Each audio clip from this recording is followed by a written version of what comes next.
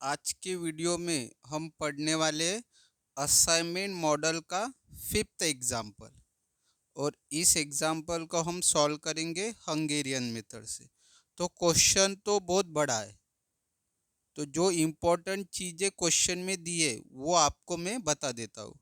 एक कंपनी है और 4 टेरिटरीज है और 4 सेल्समैन है। तो कंपनी का काम क्या होता है? सेल्समैन्स को अलग अलग जगह पे भेजना अपने प्रोडक्ट को बेचने के लिए। तो टेरिटरीज मतलब कोई जगह पकड़ लो, कोई प्लेस। तो कंपनी क्या करेंगी? 4 सेल्समैन है तो चारों को चारों जगह भेजेंगी। ठीक है। तो जैसे फर्स्ट टेरिटरी में एनुअल सेल यानी हर साल कितना सेल होता है? 1,26,000। सेकंड टेरिटरी में इतना सेल्स होता है हर साल। थर्ड में 84,000, फोर्थ में 63,000। ये हमें एनुअल सेल्स दिया है कि फर्स्ट टेरिटरी में कितना सेल्स होता है, सेकंड में, थर्ड में और फोर्थ में। तो ये सेल्स कौन करेगा? सेल्समैन करेंगे। सेल्समैन ही तो जाएंगे ना, फर्स्ट टेरिटरी में जाएंगे और वहाँ पे जो भी सामान है, जो भी प्रोडक्ट है वो बेचेंगे। और सेल्समैन की जो एबिलिटी है वो डिफर है, यानी अलग अलग है। हर हर सेल्समैन एक जैसा नहीं होता है।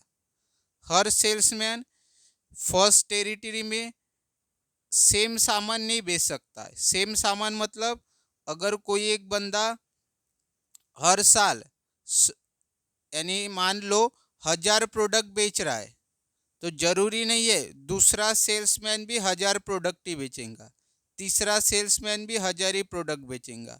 हो सकता है कोई सेल्समैन ज़्यादा प्रोडक्ट सेल करे, कोई कम करे। यही इस लाइन का मतलब है कि the 4 salesman also differ in their ability. सबकी एबिलिटी अलग अलग है। ठीक है।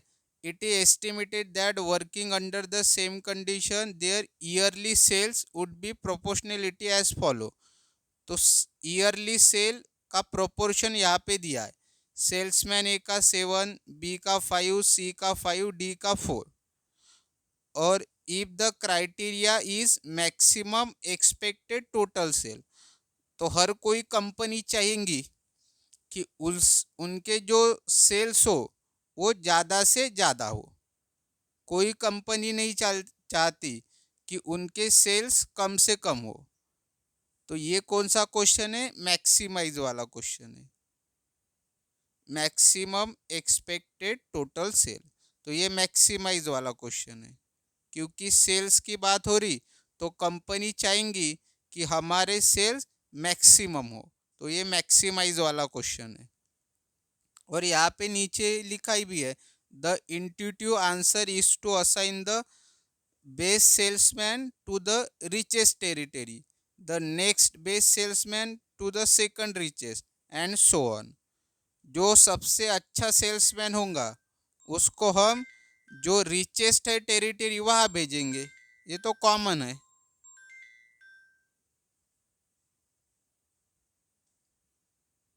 तो अभी देखो क्वेश्चन को सॉल्व कैसे करना है वो मैं बता देता हूँ। तो हमें पता है जो नॉर्मल हमारे क्वेश्चन होते हैं उसमें मैट्रिक्स गिवन होता है, बट इसमें हमें मैट्रिक्स बनाना होगा। तो कैसे बनेगा? देखो यहाँ पे लिखे सेल्समैन ABCD, यहाँ पे टेरिटरी लिखी 1 2 3 4। ठीक है। तो हमें किस किस की वैल्यू चाहिए? AI बराबर है। फिर उसके बाद A2, A3, A4, फिर B1, B2, B3, B4। तो हर एक की हमें वैल्यू निकालनी है। तो कैसे निकलेंगी? देखो, तो जैसे हमें AI की वैल्यू निकालनी है तो कैसे निकलेंगी? देखो मैंने फॉर्मूला यहाँ पे लिखा है, proportion of A upon total proportion into annual sales of territory 1। Territory 1 क्यों? क्योंकि हम 1 के साथ अभी कंपैरिजन कर रहे हैं। प्रपोर्शन ऑफ ए क्यू, क्योंकि हम सेल्समैन ए को ले रहे, सेल्समैन ए का प्रोपोर्शन, और डिवाइडेड बाय टोटल प्रोपोर्शन। तो टोटल प्रोपोर्शन हम निकाल लेंगे। तो टोटल मतलब ये जो चारों प्रोपोर्शन है इनका एडिशन, 7 + 5 + 5 + 4, तो कितना आया 21। तो प्रोपोर्शन ऑफ ए कितना है 7, तो 7 लिखा। फिर total proportion 21 into annual sales of territory 1,26,000। तो वही मैंने यहाँ पे लिखा ए आई का, और इसका कैल्शियम में आंसर आएगा 42,000। फिर जैसे A2 का निकालना है, तो फॉर्मूला कैसे बनेगा, डायरेक्ट A2, तो ए का प्रोपोर्शन 7, ये तो चेंज नहीं होगा, डिवाइडेड बाय टोटल प्रोपोर्शन, वो भी चेंज नहीं होगा, इनटू चेंज क्या होंगे, अभी हम टेरिटरी 2 की एनुअल सेल्स लिखेंगे। तो टेरिटरी 2 की एनुअल सेल्स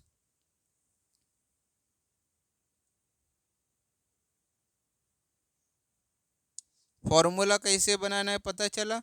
जब A3 की बात करेंगे तो 7 और 21 तो चेंज नहीं होगा, सिर्फ एनुअल सेल्स चेंज होंगे, क्योंकि अभी टेरिटरी 3 की बात हो रही।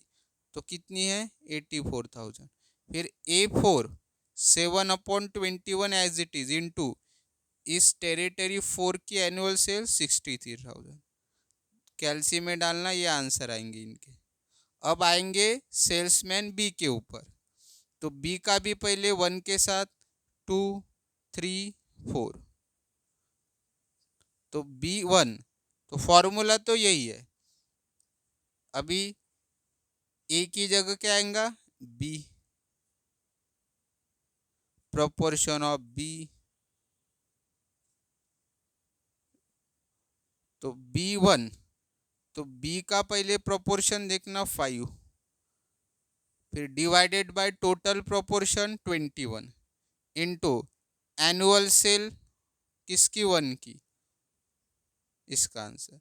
फिर इसमें भी 5/21 तो एज इट इज होगा, सिर्फ टेरिटरी 2 की वैल्यू आएंगी एनुअल सेल की, जो यहाँ पे भी थी।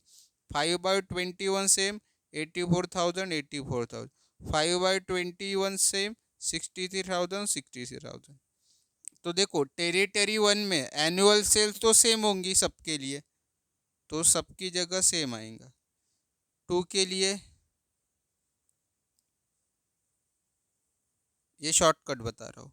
फिर हमें पता है डिवाइड में हर जगह 21 ही रहेगा, क्योंकि टोटल प्रोपोर्शन तो चेंज नहीं होगा। हाँ, फिर न्यूमरेटर में क्या आएगा, जब हम सेल्समैन ए की बात कर रहे तो उसकी प्रोपोर्शन 7 है, तो सेल्समैन ए के रो में सबकी जगह ऊपर 7 आएगा। जब सेल्समैन बी की बात करेंगे तो न्यूमरेटर में आएगा 5, सी के वक्त भी 5 और डी के वक्त 4। तो इस प्रकार से आपको ध्यान में रखना है, जो भी आंसर आए वो लिखना है। तो ये हमें मिल गया मैट्रिक्स, ठीक है। ज़्यादातर क्वेश्चन में ये दिया रहता था, बट यहाँ पे हमने कैलकुलेट किया है। अब क्या कर रहा हमें, देखो आप इसको लेके भी आगे सॉल्व कर सकते हो, बट ये वैल्यू बहुत बड़ी बड़ी है, 42,000, 35,000, 28,000, 21,000। तो मैं क्या कर रहा हूँ, to make calculation easier divide each element of a matrix by 1000। यानी ये जो मैट्रिक्स है, मैट्रिक्स का ये जो हर एलिमेंट है, इसको मैंने 1000 से डिवाइड किया।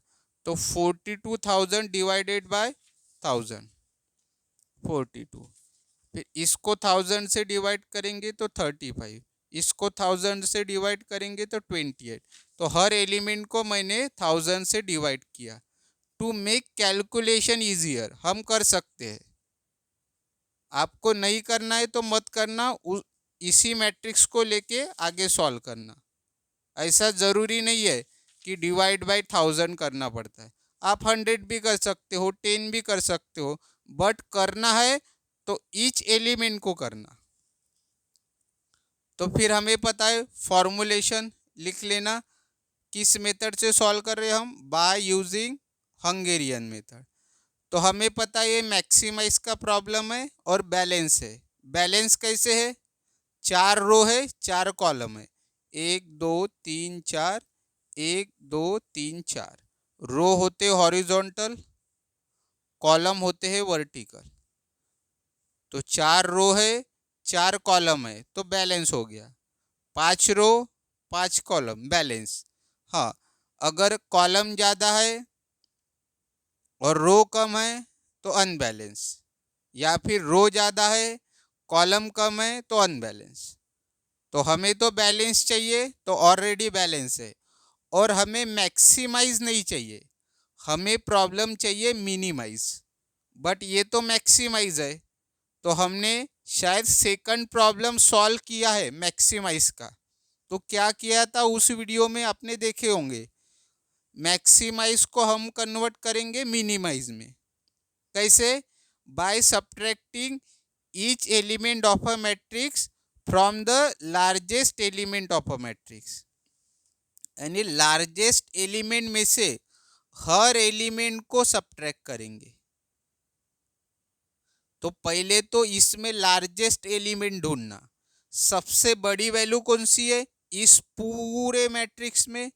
इस पूरे मैट्रिक्स में बड़ी वैल्यू है 42। तो यहाँ पे लिखा 42। फिर इस 42 में से हर एलिमेंट को सब्ट्रैक्ट करना है। तो क्या होगा? 42 minus 42 0, 42 minus 35 7, 42 minus 28 14, 42 minus 21 21, 42 minus 30 12 and so on. तो इस प्रकार से आपको ये मिनिमाइज प्रॉब्लम मिल जाएगा। अभी हमने इस मैक्सिमाइज को मिनिमाइज में कन्वर्ट कर लिया। अब आगे हम सॉल्व करेंगे। तो फर्स्ट स्टेप हमारी इसके बाद की पता होती है रो ऑपरेशन। तो रो ऑपरेशन क्यों करते हैं ये पता होना चाहिए। हर बार रो ऑपरेशन नहीं करना पड़ता है, अगर नीड है तो करेंगे। तो रो ऑपरेशन की ज़रूरत कब पड़ती है? जब हर रो में कम से कम एक ज़ीरो नहीं है। We required at least 1 zero in each row. हर रो में हमें कम से कम एक ज़ीरो चाहिए। तो फर्स्ट रो में तो ज़ीरो है, सेकंड में भी नहीं है, थर्ड में भी नहीं है, फोर्थ में भी नहीं है। तो रो ऑपरेशन करना पड़ेगा। तो उसके लिए क्या करते हम? हर रो में मिनिमम वैल्यू देखते।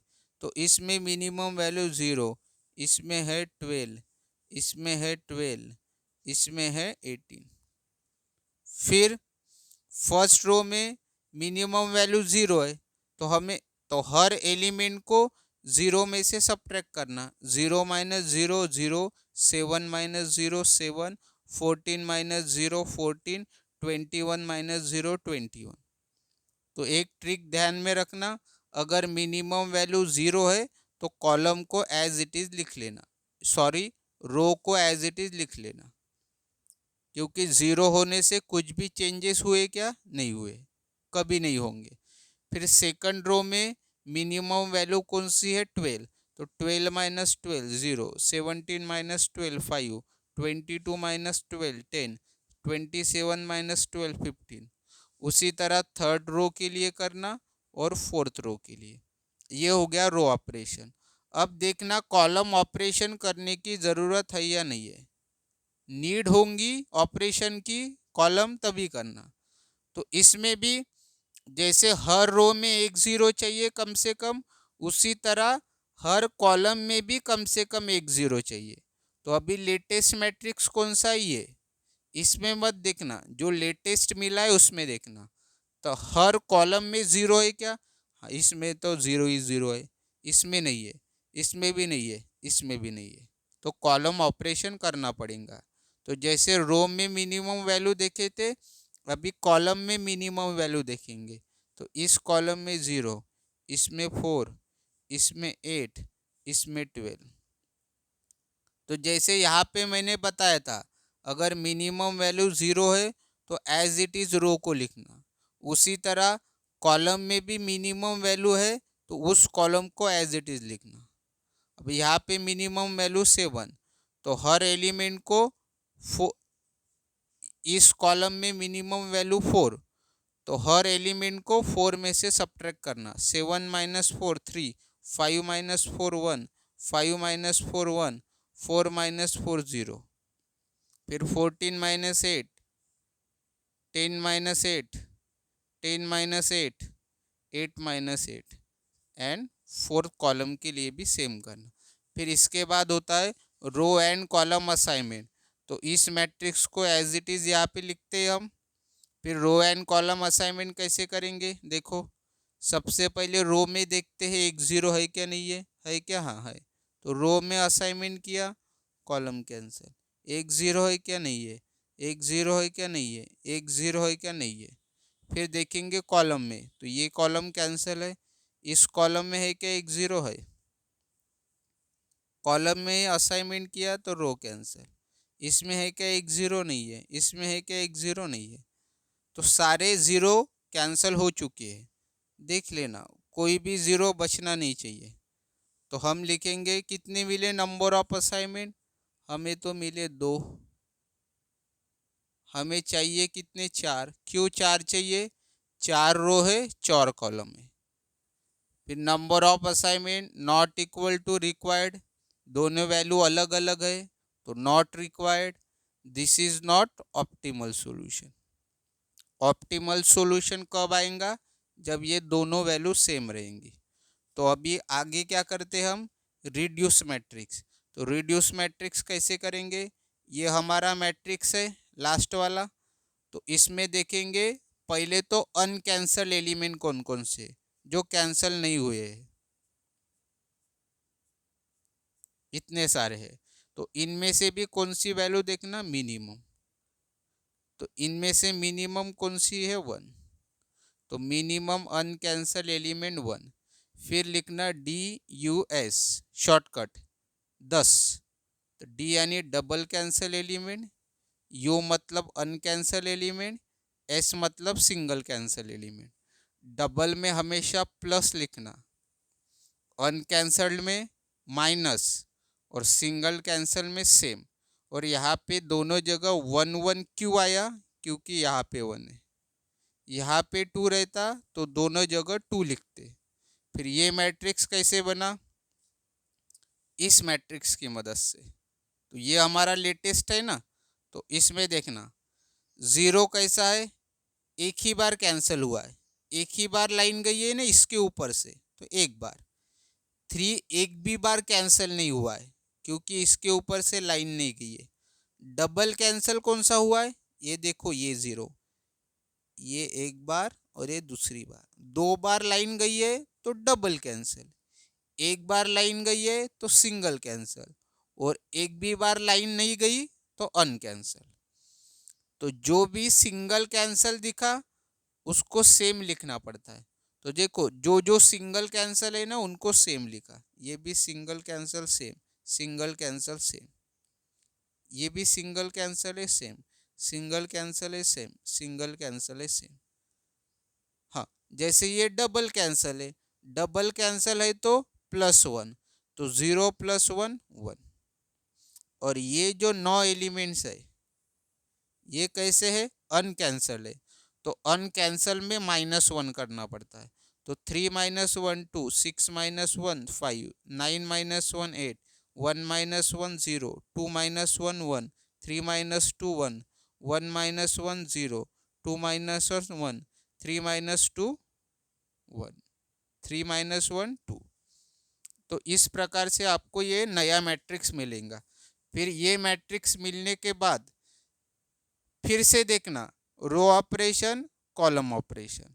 बट मैंने स्टेटमेंट क्या लिखा, no need of row and column operation because each row and column contains at least 1 0। क्योंकि रो ऑपरेशन और कॉलम ऑपरेशन करने की ज़रूरत तभी पड़ती है जब किसी रो या कॉलम में ज़ीरो नहीं है, कम से कम एक। तो इसमें तो ऑलरेडी हर रो में जीरो है, फर्स्ट रो में भी है और हर कॉलम में भी जीरो है, तो करने की ज़रूरत नहीं है।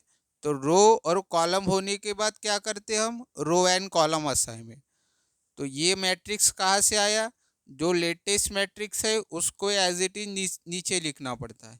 तो जैसे यहाँ पे ऑपरेशंस किए थे, ऑपरेशन नहीं असाइनमेंट, उसी तरह यहाँ पे करेंगे।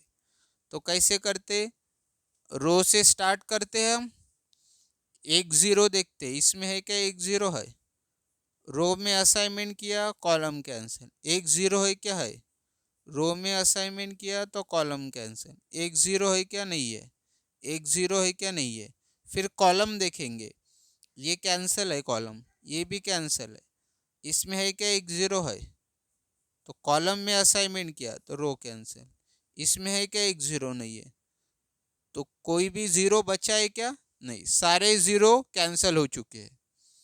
तो कितने असाइनमेंट मिले, तीन ही मिले, हमें चाहिए कितने थे, हमें तो रिक्वायर्ड चार थे, तो लिख लेना फिर, नंबर ऑफ असाइनमेंट तीन मिले, रिक्वायर्ड कितने थे, चार, तो this is not optimal solution. फिर से वही प्रोसीजर, रिड्यूस मैट्रिक्स। तो सबसे पहले लिखते हैं हम मिनिमम अनकैंसल एलिमेंट, तो इसमें कैंसल कौन से नहीं हुए, ये छः एलिमेंट कैंसिल नहीं है, तो इन छः में से मिनिमम कौन सा है, वन, तो मिनिमम अनकैंसल एलिमेंट आ गया वन। और हमें पता है डबल कैंसल में प्लस वन, अनकैंसल में माइनस वन, सिंगल कैंसल में सम। वन वन क्यों आया, क्योंकि यहाँ पे वन है। फिर ये नया मैट्रिक्स, इसको देख के लिखते हम, हमें पता है जो सिंगल कैंसल है उनको सेम लिखते हैं। तो सिंगल कैंसल कौन कौन से है, एक, दो, तीन, चार, पाँच, छ, सात, आठ, आठ एलिमेंट सिंगल कैंसल है, तो इनको आठों एलिमेंट को एज इट इज लिख लेना। जैसे एक दो तीन देखो लिखा एज इट इज, फिर ये दो लिखा एज इट इज, एक दो तीन चार पाँच छः सात, सात है ना सिंगल कैंसल, नहीं ये वाला भी है, तो इसको भी एज इट इज, और इन दोनों को भी, जितने भी सिंगल कैंसल एलिमेंट है उनको एज इट इज लिखना। फिर हम क्या देखते हैं, किसी को भी पहले डबल कैंसल देखो, अनकैंसल देखो, वो आपके ऊपर है, जो आपको आसान लगे उस प्रोसीजर से जाना।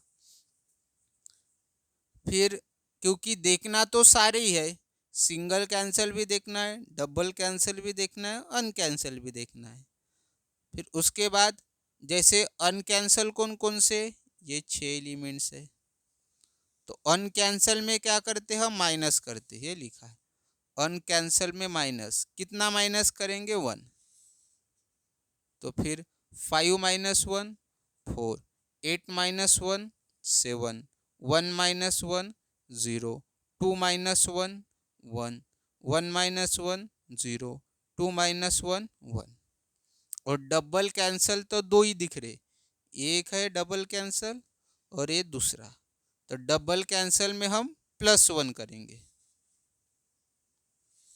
तो one plus one two, zero plus one one. तो इस प्रकार से आपको करना है। फिर ये मिलने के बाद रो ऑपरेशन, कॉलम ऑपरेशन, तो फिर से यहाँ पे रो एंड कॉलम करने की ज़रूरत नहीं है, ऑलरेडी हर रो में ज़ीरो है और हर कॉलम में ज़ीरो है एक, तो फिर रो एंड कॉलम असाइनमेंट, तो जो लेटेस्ट मैट्रिक्स है उसको एज इट इज़ लिखना, ठीक है। इसको यहाँ पे लिखा, फिर से रो एंड कॉलम असाइनमेंट, तो रो से स्टार्ट करते, एक ज़ीरो है, रो में असाइनमेंट किया, कॉलम कैंसिल, एक ज़ीरो है क्या, नहीं है, नहीं है, नहीं है।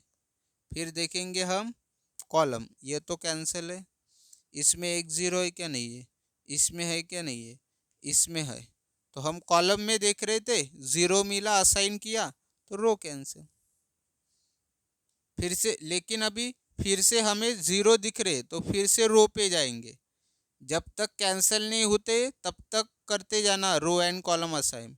तो इसमें एक ज़ीरो है क्या, नहीं है। इसमें एक ज़ीरो है क्या, नहीं है। नहीं है, नहीं है। अब फिर से कॉलम में देखेंगे, ये तो कैंसिल हुआ। एक ज़ीरो है क्या, नहीं है। एक ज़ीरो है क्या, नहीं है। एक ज़ीरो है क्या, नहीं है। तो अभी देखो, ये जो चार ज़ीरो है ये कैंसिल ही नहीं हो रहे, क्योंकि एक ज़ीरो है ही नहीं किसी भी रो में और किसी भी कॉलम में। तो हमें फिर आखिरकार क्या लिखना पड़ेगा, तो इसमें हमें दो ही असाइनमेंट मिल रहे, रिक्वायर्ड कितने हैं हमें, चार। तो ये भी हमारा सॉल्यूशन नहीं है। फिर से रिड्यूस मैट्रिक्स, तो इसमें देखेंगे अनकैंसल कौन कौन से, इतने सारे एलिमेंट है अनकैंसल, 9 एलिमेंट। और इनमें से भी कौन सा देखना पड़ता है, मिनिमम।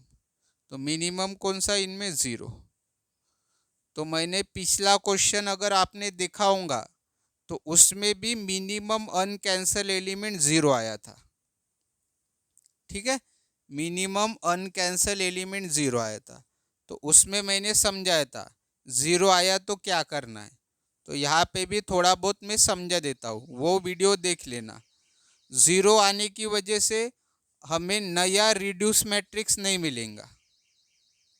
ठीक है, क्यों, क्योंकि मिनिमम अनकैंसल एलिमेंट ज़ीरो है। ज़ीरो में आप किसी को भी ऐड करो, किसी को भी सब्ट्रैक्ट करो, कुछ फर्क पड़ने वाला नहीं है। इसीलिए हमें नया रिड्यूस मैट्रिक्स नहीं मिलेगा। तो क्या लिखना आपने, as minimum uncancelled element is zero, hence it is a case of degeneracy. और डीजनरेसी में हमें मल्टीपल सॉल्यूशन मिलते, एक से ज़्यादा सॉल्यूशन होगा इस क्वेश्चन का। तो एक से ज़्यादा होगा तो हमें कितने निकाल के दिखाने हैं, कम से कम दो सॉल्यूशन निकाल के दिखाने हैं। तो फर्स्ट सॉल्यूशन निकाल के दिखाता हूँ मैं। तो ये मैट्रिक्स कहाँ से आया, जो लेटेस्ट मैट्रिक्स है उसको एज इट इज़ लिखना। फिर आपको क्या करना पड़ता है डीजनरेसी में, किसी एक ज़ीरो को फिक्स करना। कौन से भी ज़ीरो को आप फिक्स कर सकते हो। कितने ज़ीरो है, 1 2 3 4 5 6 7 8 9, 9 में से किसी भी एक ज़ीरो को फिक्स करना। ठीक है, मान लो मैं फिक्स कर रहा हूँ इस ज़ीरो को, आप किसी को भी कर सकते हो फिक्स। फिर जिस ज़ीरो को फिक्स किया उसका रो और उसका कॉलम कैंसिल करना। जिस ज़ीरो को फिक्स किया उसका रो और कॉलम कैंसिल करना। फिर आना, जैसे हम रो एंड कॉलम असाइनमेंट करते थे उसी तरह स्टार्ट करना, फर्स्ट रो से स्टार्ट करना। ये तो कैंसिल हो गया, इसमें एक ज़ीरो नहीं है, इसमें एक ज़ीरो नहीं है, इसमें एक ज़ीरो नहीं है। फिर आना कॉलम पे, ये कॉलम कैंसिल है, इसमें एक ज़ीरो नहीं है, इसमें एक ज़ीरो नहीं है, इसमें एक ज़ीरो है। तो कॉलम में देख रहे थे तो रो कैंसिल। ठीक है, फिर से हम कहाँ जाएंगे, रो में जाएंगे। तो इसमें एक ज़ीरो है क्या, नहीं है। इसमें एक ज़ीरो है क्या, नहीं है। इसमें एक ज़ीरो है क्या, नहीं है। ये तो कैंसिल हो गया। फिर से जाएंगे कॉलम पे, ये तो कैंसिल है, इसमें भी एक ज़ीरो नहीं है, इसमें भी एक ज़ीरो नहीं। मतलब इससे हमें ये रफ में करना है। तो इससे हमें क्या पता चल रहा है कि आपको इस ज़ीरो को फिक्स नहीं करना है, आपको इस ज़ीरो को फिक्स नहीं करना है। तो इसको छोड़ के आपको अभी किसी दूसरे ज़ीरो को फिक्स करना पड़ेगा। समझ में आया क्या, इसीलिए पहले रफ में कैलकुलेशन करना, क्योंकि इस ज़ीरो को फिक्स करने से हमें चार असाइनमेंट नहीं मिल रहे, क्योंकि हमें चार चाहिए ना।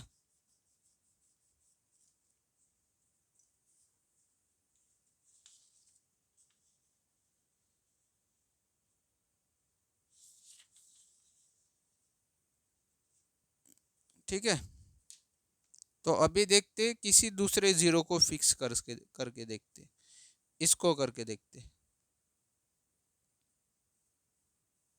तो इसलिए पहले रफ में करके देखना।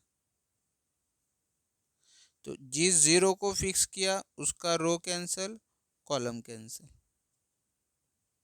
फिर देखना फर्स्ट रो से एक जीरो है क्या है, रो में देखा कॉलम कैंसिल, ये तो कैंसिल हो चुका है। एक जीरो है क्या है, रो में देखा कॉलम कैंसिल। एक जीरो है क्या है, रो में देखा तो कॉलम कैंसिल। तो देखो हर रो में एक असाइनमेंट मिल गया, एक दो तीन चार। तो हमें चाहिए भी कितने थे, चार ही तो चाहिए थे। रिक्वायर्ड चार थे, मिले भी चार है, तो यही तो हमारा ऑप्टिमल सॉल्यूशन है। तो यहाँ पे लिख लेना सेल्समैन, यहाँ पे टेरिटरीज।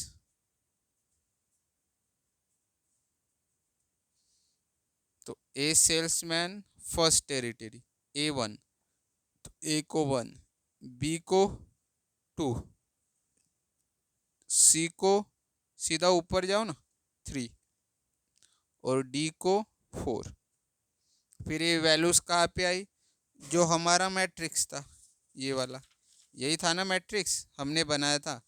मिला ये था, लेकिन मैंने कैलकुलेशन आसान हो इसलिए डिवाइडेड बाय 1000 किया था, ये वाला मिला। तो इसमें देखो जैसे ये हमारा ए,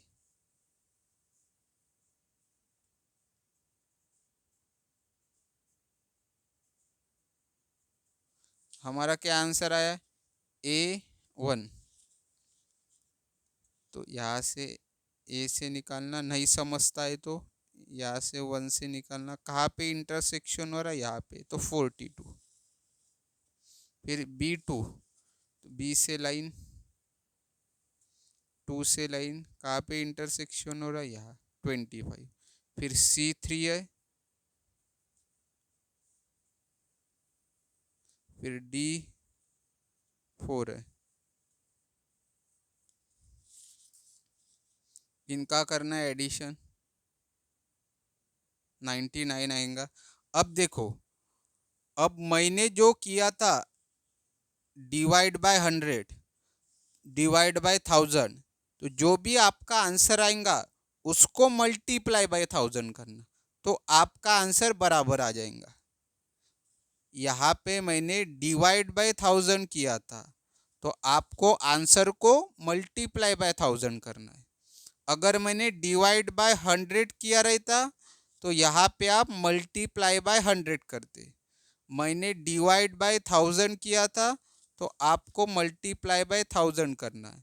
तो ये आपका आंसर है, ऑप्टिमम सेल्स 99,000। तो ये तो फर्स्ट सॉल्यूशन हुआ। तो यहाँ पे तो बोला है मल्टीपल सॉल्यूशन आएंगे ना, हमें पता है डी जनरेसी में मल्टीपल सॉल्यूशन आते हैं। तो एक और सॉल्यूशन निकाल के दिखाना पड़ेगा। तो सेम नहीं होना चाहिए सॉल्यूशन, कुछ ना कुछ चेंजेस होना चाहिए।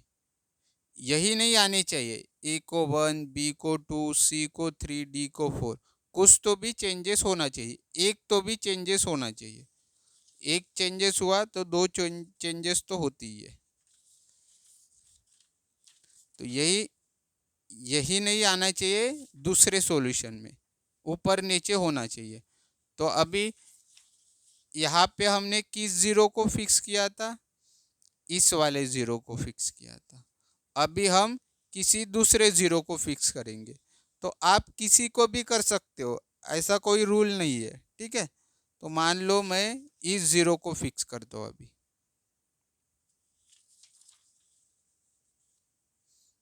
नहीं तो उसको छोड़ दो, इसको कर लेता हूँ सेकंड को, इसको किसी को भी कर सकते हो आप, क्योंकि मल्टीपल सॉल्यूशन है ना। बट आपका आंसर ये आना चाहिए जो मेरा आया, किसी को भी आप फिक्स करो। तो मैंने बताया था जिस जीरो को फिक्स किया उसको असाइन करना, और इसका रो और कॉलम कैंसिल करना। फिर जाना जैसे हम रो एंड कॉलम असाइनमेंट में करते थे, रो में देखते थे पहले एक जीरो है क्या है, रो में देखा कॉलम कैंसिल। एक जीरो है क्या है, रो में देखा कॉलम कैंसिल। ये तो पूरा कैंसिल है, एक जीरो है क्या है, रो में देखा कॉलम कैंसिल।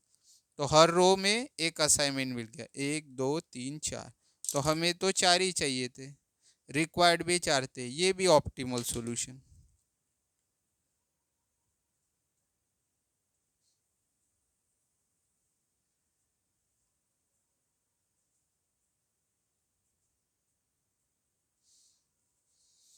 तो ए को 1, बी को 3, सी को 2 और डी को 4।